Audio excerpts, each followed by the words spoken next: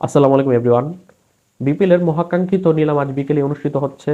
তবে বিপিএল নিলামের আগে BPL governing কাউন্সিলের বেঁধে দেওয়া নিয়ম অনুযায়ী প্রত্যেকটি দল দুইজন দেশীয় ডিরেক্ট সাইনিং দলে ফেরাতে পারতো সর্বোচ্চ, এবং দুইজন সর্বোচ্চ বিদেশি ডিরেক্ট সাইনিং দলে ফেরাতে পারতো। সেই নিয়ম বা সেই বিধানকে কাজে লাগিয়ে অলরেডি দলগুলো তারা তাদের দুইজন করে দেশীয় ডিরেক্ট সাইনিং তারা বিসিবির কাছে জমা দিয়েছে। পাশাপাশি সর্বোচ্চ দুইজন করে বিদেশি ডিরেক্ট সাইনিংও তারা জমা দিয়েছে।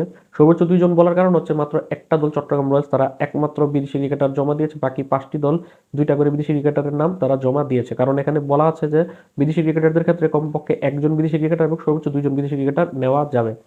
তো একে একে চলুন আগে দেশীয় ডিরেক্ট সাইনিং এর ছয়টা দল কাদেরকে নিয়েছে দেখে নেওয়া যাক। পাশাপাশি ছয়টা দল বিদেশি ডিরেক্ট সাইনিং এ কাদেরকে দলে ভিড়িয়েছে ফাইনালি অফিসিয়াল যে কাগজটা এসেছে সে অনুযায়ী সেটা দেখে নেওয়া যাক।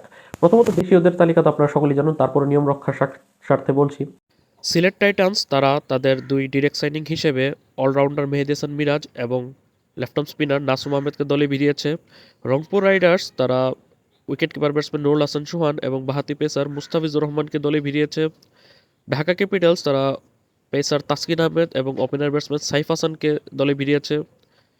নোয়াখালী এক্সপ্রেস তারা পেসার হাসান মাহমুদ এবং ওপেনার ব্যাটসম্যান সৌম্য সরকারকে দলে ভিড়িয়েছে। চট্টগ্রাম রয়্যালস তারা অফ স্পিনার মাহিদি হাসান এবং লেফট আর্ম স্পিনার তানভীর ইসলামকে দলে ভিড়িয়েছে। এবং সবশেষ রাজশাহী ওয়ারিয়র্স তারা top order batsman Najmul Hossain Shanto এবং ওপেনার ব্যাটসম্যান তানজিদ হাসান তামিমকে তাদের ডিরেক্ট সাইডিংয়ে দলে ভিড়িয়েছে। এখন যদি আমরা বিদেশি ডিরেক্ট সাইনিং নিয়ে কথা বলি, বিদেশি ডিরেক্ট সাইনিংয়ে মোট 11 জন ক্রিকেটারকে দলে ভিড়িয়েছে পাঁচটি দল। তারা হচ্ছে ঢাকা ক্যাপিটালস তারা তাদের দুইটা বিদেশি ডিরেক্ট সাইনিং জমা দিয়েছে। তারা হচ্ছে English opener batsman Alex Hales এবং Pakistani top order batsman wicket keeper batsman Usman Khan. Chattogram Royals একমাত্র বিদেশি ক্রিকেটার হিসেবে তারা জমা দিয়েছে 27 বছর বয়সী পাকিস্তানি লেগ স্পিনার আবরার আহমেদের নাম। রাজশাহী ওয়ারিয়র্স তারা দুইজন বিদেশি ক্রিকেটারের নাম জমা দিয়েছে। তারা হচ্ছে পাকিস্তানি ওপেনার ব্যাটসম্যান সাহেবজাদা ফারহান এবং পাকিস্তানি স্পিন অলরাউন্ডার মোহাম্মদ নওয়াজের নাম।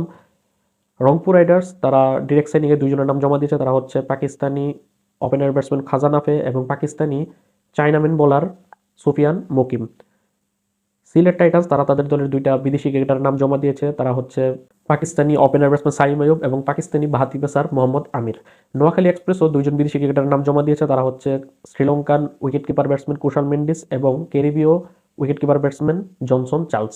এই হচ্ছে ছয়টি দলের 11 জন বিদেশি ডিরেক্ট সাইনিংয়ের তালিকা এবং দেশীয় 12 জন ডিরেক্ট সাইনিংয়ের তালিকা।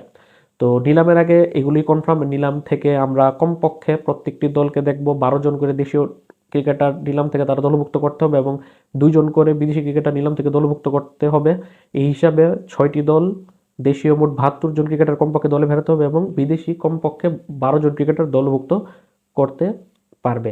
তো দেখার বিষয় নিলামের মধ্যে দেশীয় ক্রিকেটারদের মধ্যে সর্বোচ্চ পারিশ্রমিক কারা পায় এবং বিদেশি ক্রিকেটারদের মধ্যে সর্বোচ্চ পারিশ্রমিক কারা পায়।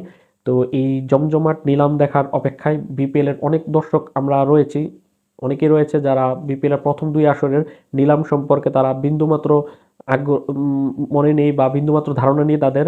তবে যারা বিপিএল এর প্রথম 2 আসর নিলাম দেখেছে তাদের জন্য কিন্তু একটা নস্টালজিয়া, কারণ 12 বছর পর বিপিএল এর নিলাম পদ্ধতি ফিরছে এবং বিপিএল এর নিলাম পদ্ধতি পরিচালনা করবে 12-13 বিপিএল এর নিলাম পদ্ধতি হোস্ট করা ওরমান রাফে নিজামকে পুনরায় আবার ফিরিয়ে আনা হয়েছে। তিনি বিপিএল এর নিলামটাকে উনিই পরিচালনা করবে, অর্থাৎ হোস্ট হিসেবে উনি উপস্থাপনা করবে, উনি সেই হ্যামারের বাড়ি দিবে। তো এই হচ্ছে সবশেষ আপডেট। তো আপডেটটি জেনে কিরকম লাগলো সেটা অবশ্যই কমেন্ট করে জানাবেন। আল্লাহ হাফেজ।